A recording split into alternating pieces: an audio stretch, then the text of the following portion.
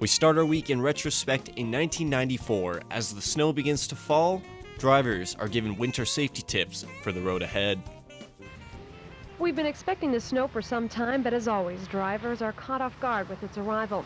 As a result, there have been a number of accidents around Lloydminster today, like this one at 47th Street and 59th Avenue. The grain truck tipped after slipping while going around a corner. Driver of the truck, Gerald Wells, says the conditions were worse than he thought. I was going slow. It's just, you can't even stand on the road. It's so slippery today. So it just caught me off guard. First day of winter, I guess.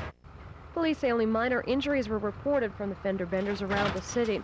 Don Whiting with Lloydminster's rescue squad says half the battle with winter driving is being prepared mentally and having your car ready for the season. Then the next thing is to have your vehicle prepared for winter. Are the tires and the oil and the antifreeze all ready? Is the heater motor and the heater working good? That type of thing. Before heading out on the highway, it's important to take a few things with you. First aid kit, a flashlight and flares in case of breakdown on the highway, a heat source, candles come in handy, and also a tin can that you can put the candles in, matches or a lighter to light the candles with. Sleeping bag is also handy for an extra source of warmth, or a blanket. And in case you're stuck in, a shovel also comes in very handy. But there's even one more important rule of the road. Today with cell phone service and mobile phone service, there's a lot less chance that somebody's going to be left out in the middle of nowhere, but it's still entirely possible. Good idea. Never leave your vehicle if you don't have to.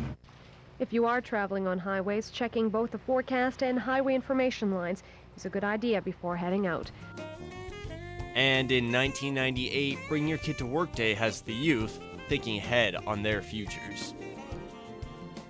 They've traded in their pencils and textbooks for a day in the real world. For grade 9 students in the border city, it's a chance to take a peek at what lies ahead and even live out some childhood dreams. Since I was little, I kind of wanted to be a firefighter or a policeman or something, you know, so this is just, so you grow up, you just kind of like to learn about it, so nothing really surprised me. We started with a tour of the fire hall, and I explained to the boys how the system works, like from the time a fire call is received to what happens here and the end result on the street. The program has been running for 5 years. It originally started in Ontario, but it's now spread to schools all over the country. This is the first year Lloydminster students have taken part. And they're getting a first-hand experience in working and observing that person or people in their job. And it's giving them an awareness on what that job is like. They're seeing a connection between the school and the community. With high school course selections right around the corner, the program targets specifically grade 9 students, helping guide them in their future endeavors. Some of them will come back hopefully with an idea of perhaps, you know, what some of their future goals are. And so, you know, therefore it ties directly into what we're teaching.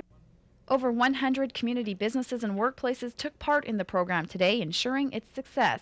And not only did the students benefit from the day, there's also a sense of accomplishment for each organization as well. One of the major goals is to provide a partnership with the community, and we really did see that happen this week as we had calls from different businesses, and I think a lot of businesses really tried to make it a real hands-on day for students. There was a lot of preparation work on their part, making sure that the students had, you know, a really good look at the area of work that was involved with that job.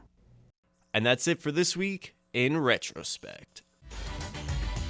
Retrospect this week is brought to you by Webb's Ford.